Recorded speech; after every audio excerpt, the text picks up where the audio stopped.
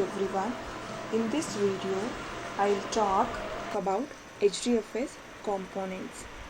Before moving on to this topic, let me tell you about HDFS.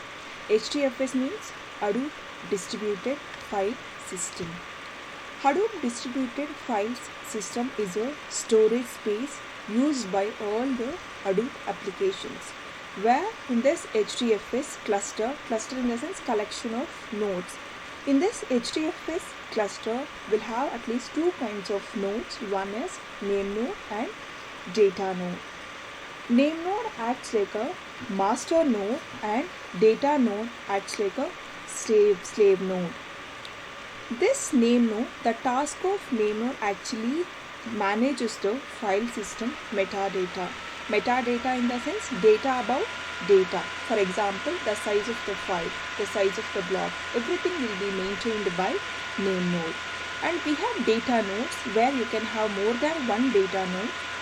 Each data node will store the versional data. So this data node is actually used to store the versional data, that is actual data. If in the cluster, in the HDFS cluster, if any of the client wants to perform any read or write operation, like IO operation, first client has to send request to name node. Once it receives response from the name node, then client can perform actual read or write operation directly with the data node. This is a simple explanation about HDFS. Now we'll see block replication in Hadoop. The name itself says block replication, meaning we are creating copies of blocks. So if we want to store, if client wants to store any file in HDFS, as I told you, HDFS is a storage space. So if any of the client wants to store file in HDFS, the file first will be divided into blocks, number of blocks. The size of block, the default size of block would be 64 MB or 128 MB. So once the file, if any of the client wants to store file in a HDFS, that file will be divided into number of blocks. Then after dividing file into blocks, the file will be replicated, meaning we are creating copies of each and every block. Why we have to create copies? Just to achieve fault tolerance. Fault tolerance in the sense, even if one copy goes down, if even one copy gets failed, if even one copy gets lost, the same copy can be recovered from different data nodes, because we are going to store these blocks in different data nodes. Even if one data node goes down, the same copy can be recovered from different data nodes. So now if you don't specify the replication, in the sense how many replicas you want to create, then the default value will be taken. The default replication factor is 3. If we don't specify the replication factor value, then Hadoop cluster by default creates 3 replicas for each and every block. And application can specify the number of replicas of a file. Then the replication factor can be specified at file creation time, and it can be changed later, meaning you can change the replication factor later also. Once the blocks are replicated, name node make a decision regarding replication of blocks. In the sense, name node decides where to store this block, in which data node to store all these blocks. In a cluster, data node has to send heartbeat and block report to the name node, meaning if data node is functioning properly in the cluster, this data node will be sending heartbeat message like saying I am functioning properly. So this data node has to send regularly heartbeat to the name node. If name node is not receiving a heartbeat from any of the data node, then the name node assumes that this particular data node is not working. And even if the heartbeat, the data node also sends block report. Block report in the sense the list of blocks available in the data node. The receipt of the data node implies that the data node is functioning properly, and the block report contains list of all blocks on a data node. So this is a simple example of block replication.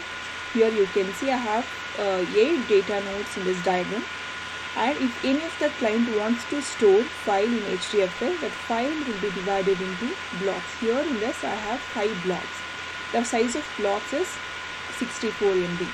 Okay, here you can mention the size of block. Here I have taken 64 MB. So the size of each block is 64 MB. So after dividing file into block, this block will be replicated. Here the default factor is 3, meaning I am creating 3 copies for each block. Here for this block 1, here I have 1 copy, in this data node 1 copy, in this data node 1 copy. Even if one data node goes down, whatever the blocks are present in the particular data node can still be recovered from another data node, because we are storing replicas of each and every block. This is a main use of block replication. And the next topic is HDFS safe mode. Whenever name node starts, meaning whenever cluster starts, HDFS cluster, by default name node enters into safe mode. So what it does when name node is in safe mode, what it does? It actually collects all the block reports from all the data nodes, meaning how many blocks are present in each and every data node. So it collects all the block reports from all the data node. So after receiving all the block report from all the data node, it leaves from the safe mode. When name node is in safe mode, we cannot perform any operations other than read only. Whenever name node is in safe mode, it will be in the read only mode. You cannot perform any delete operation, you cannot create any replicas, you cannot modify any content when name node is in safe mode. So this name node supports 3 commands, that is get command, enter command and leave command. So what is the use of this get command is, when name node is in safe mode, if we want to know the status of the safe mode, we can use this get command. This Hadoop DFS admin safe mode and get. The task of get is to give the status of safe mode. And there is another command, that is enter command. At some point of time, if name node wants to enter into safe mode, then we can use this command. So whenever we type this command, your name node enters into safe mode. To leave from safe mode, to come out of safe mode, there is a command called leave command. When we type this command, your name node come out of the safe mode. And the next topic is rack awareness under HDFS. So here in HDFS, we can have multiple racks. Rack looks like this, okay, where you can have multiple racks, where in each rack you can have more than one data node. And so this is data node 1, this is data node 2, this is data node 3. So here in each rack you can have replicas of each and every block.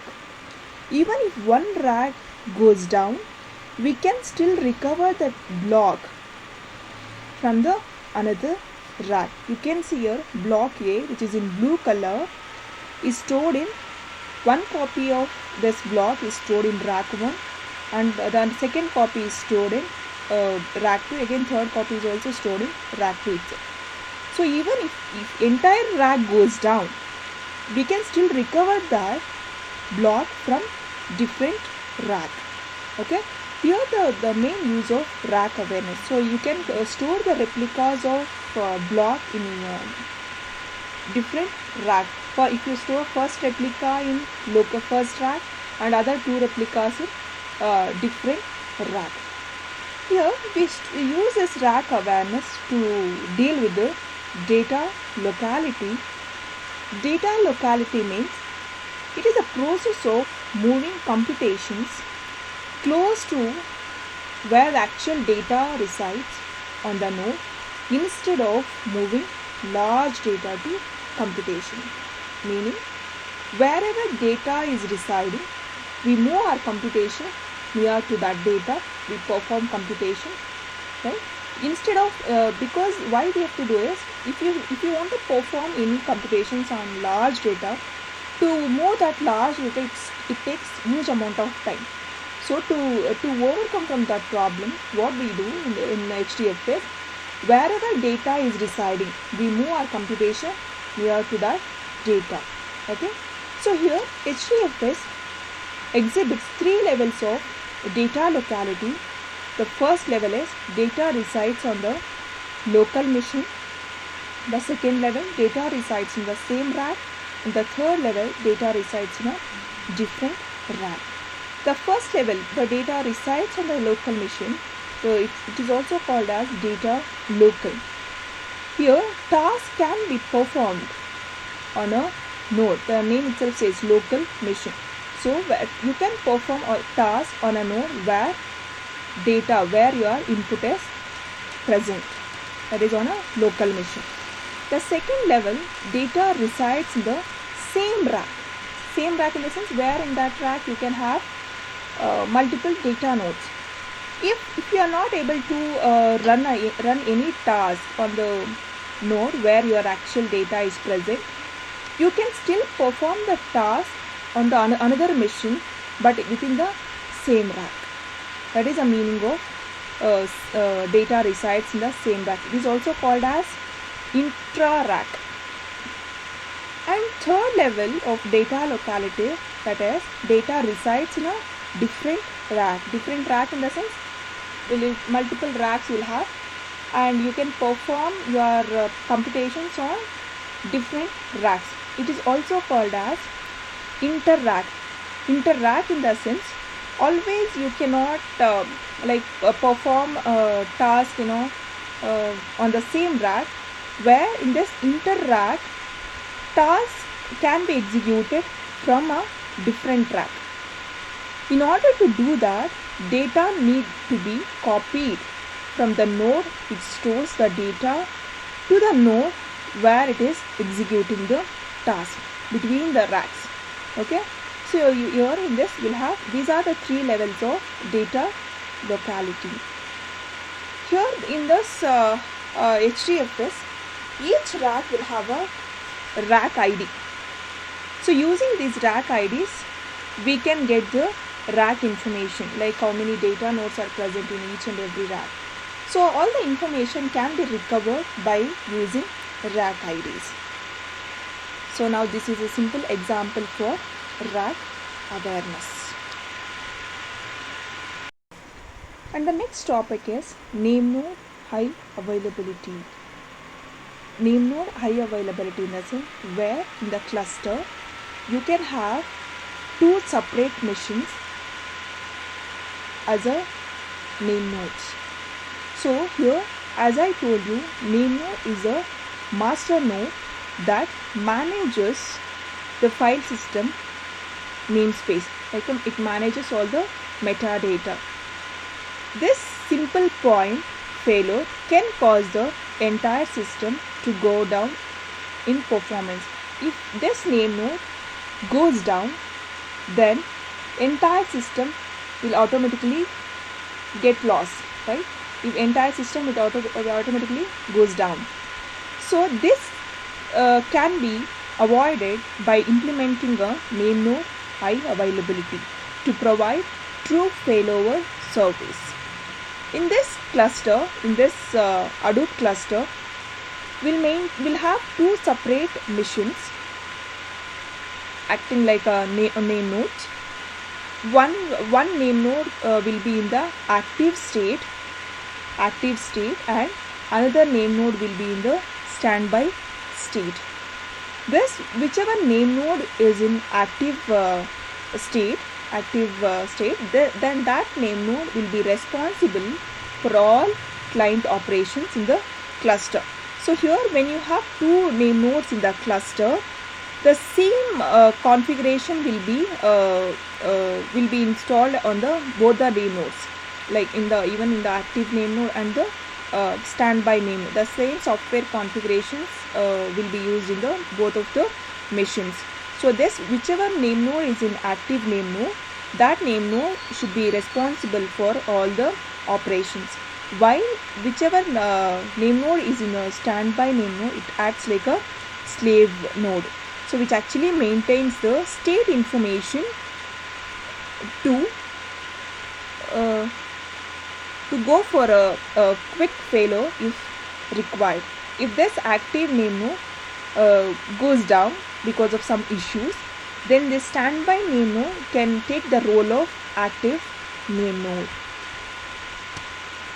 So this is a diagram for name node high availability, where you can see in the diagram we have active name node and standby name node. This active name node will actually performing all the operations.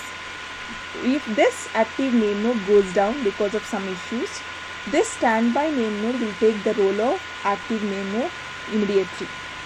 So here here we also have journal nodes and data nodes.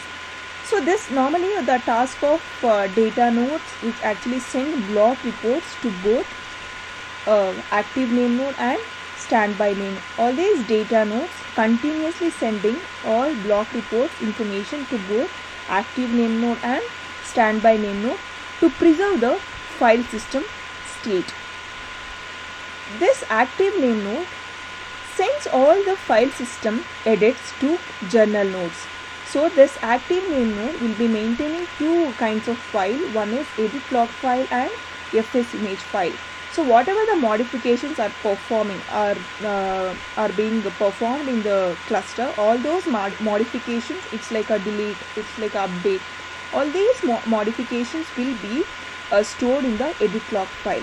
So this active name node will be continuously sending all the file system edits to the journal node. Okay, this, and we have this standby name node. The standby name node continuously read all those edit log information from the journal nodes. You can see this arrow symbol. It's going from journal node to standby name node. So this standby name node will be continuously reading all edit log information from the journal nodes. So from where this edit log file will be journal node will get? So this active name node will be continuously sending all the edit log information to the journal node. Edit log file in essence all modifications. So from here, the standby name node will read all the edit log information from the journal nodes to see that it's synchronized with the active name node. Since this standby name node is reading all the information of active name node from the journal nodes, in the event of this active name node failure, the standby name node can easily take over the role of active name node because it is synchronized with the active name node. Here the secondary name node is actually not required in this high availability cluster because standby name node is performing the same role as that of secondary name node.